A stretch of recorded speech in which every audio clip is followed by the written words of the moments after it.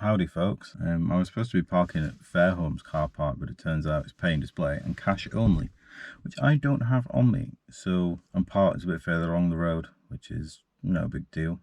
Today I've got planned a 19.5 mile walk through Howden Moors. I'll speak to you when we get there.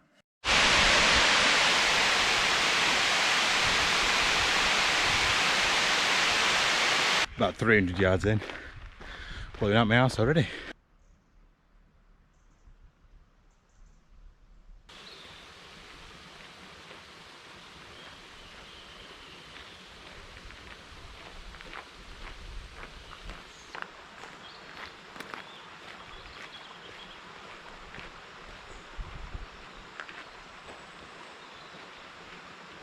I seem to have recovered from before. Don't feel quite as rough now, although I have left my ankles in bed, which isn't great. I'm about 2 miles in now actually, about to ascend up onto the moors, which may well finish me off.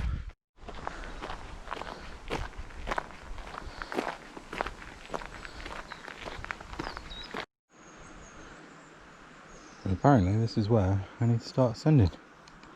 I know the camera doesn't do it justice, but if some kids come steaming past me in some rock climbing equipment, I really wouldn't be surprised. The thought occurred to me as I was walking up the hill. I say hill, more like a mountain. I'm sweating more than I normally do. And I think I can smell myself already. And I remembered that I was in such a rush this morning that I forgot to put deodorant on. Thankfully, I'm walking alone today.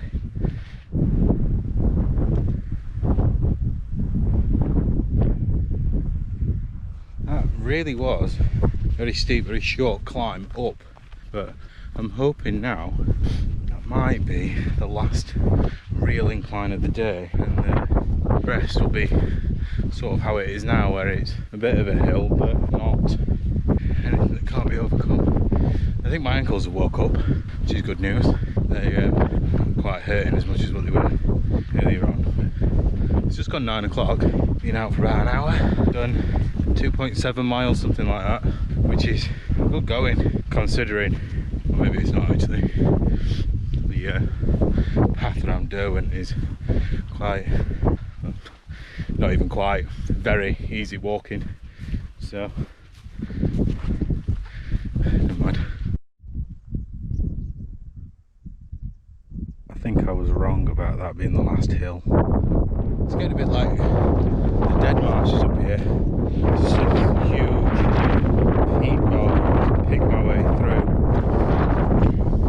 I think I can hear Nazgul overhead waiting to pick me off. Pretty decent meal for him anyway.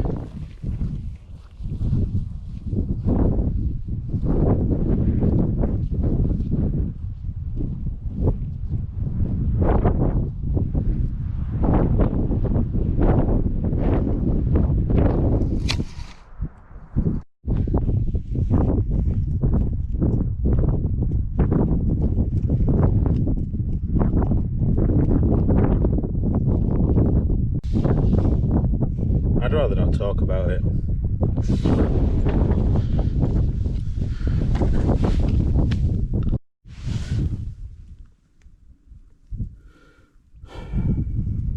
After about mile 3, it got really horrific. There's just no path anywhere. It's just a swamp. It's really hard to get through.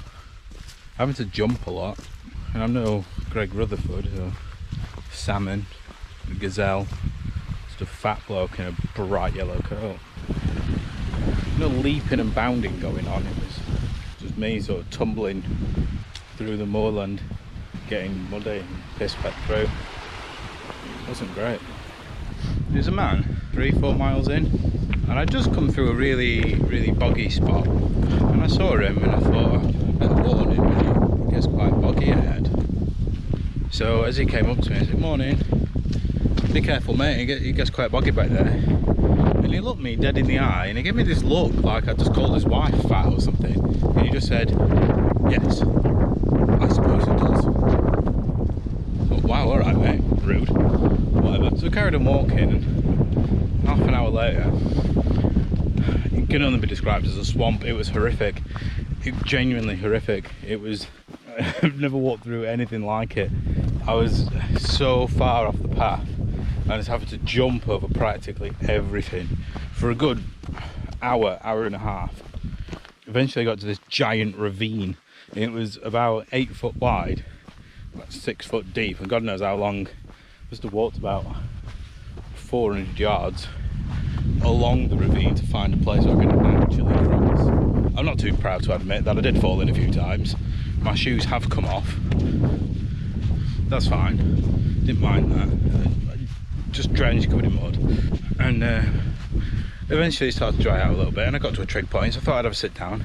And just trying to cast my mind back to the bloke I'd seen. And I clocked him from a distance. I saw him walking towards me. He was an older bloke. He looked like he'd been on a hike, is the most polite way I can describe the way that he looked at the time.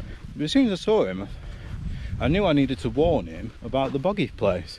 So I had that thought just encrusted in my mind.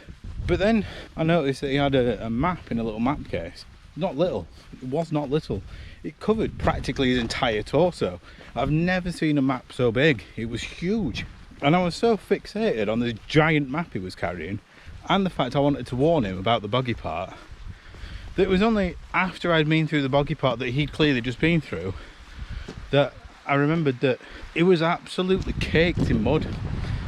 And he was an older fella, so I'm assuming he wasn't particularly nimble. I mean, I'm not either, you know, not giving him any grief for that, but he must have fallen in a few times. It must have taken him quite a while to get through that. And then just some fat dick in a bright yellow coat has gone, "Oh, sorry mate, it's a bit boggy down there, didn't it?"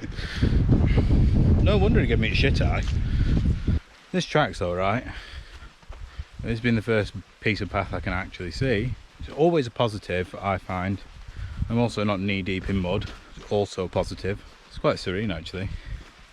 The forest, in the valley, and the river running through. Can't say that for the rest of the walk. I found this loop on View Ranger. I think it's called the Howden Moor loop. If you're thinking of doing it, don't. -5 stars would be my rating.